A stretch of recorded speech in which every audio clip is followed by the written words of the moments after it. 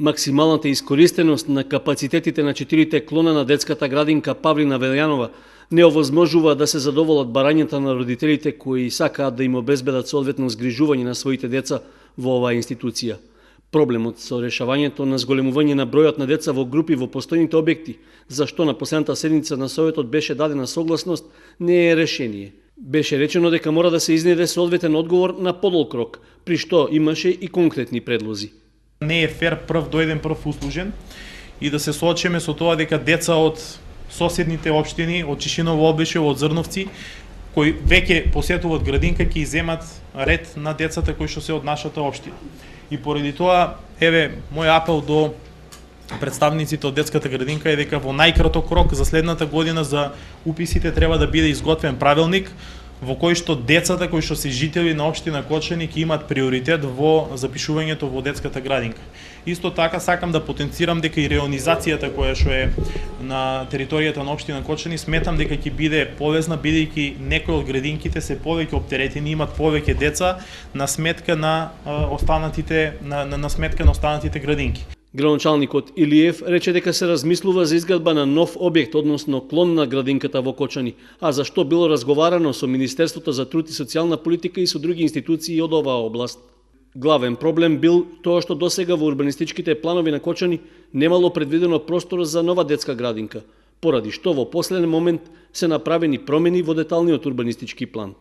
Со оглед на роковите кои ни беа кратки, имаше еден повик од Министерството за труд и социјална политика да ни помогнат во тој дел, односно повик за пријавување за изградба на детски градинки.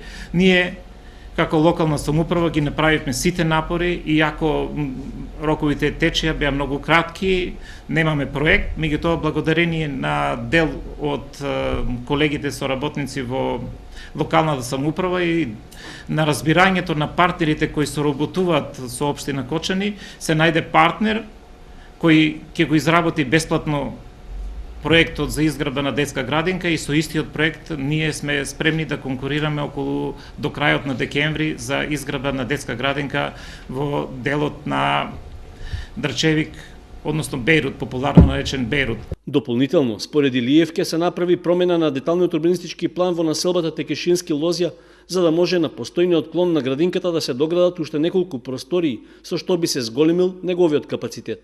Исто така ќе се бара и соодветна локација за да се изработи проектна документација за градинка во селото Тракање. Додека да се реализираат покрупните зафати за нови објекти, беше предложено да се преадаптираат просториите во постојните установи. Имам сознание дека такви простории што може да се преадаптираат и да се овозможат за пократок рок има во Руенската градинка.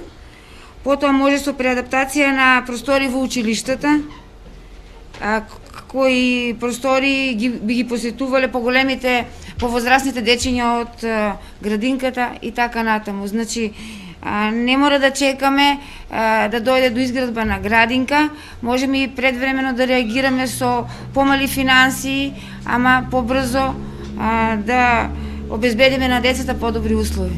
Во моментот, во 4 клона на градинката во Кочани, како и во објектите во Оризари и во Бели, запишани се вкупно 756 деца на предучилишна возраст, со што капацитетите се искористени над 100%.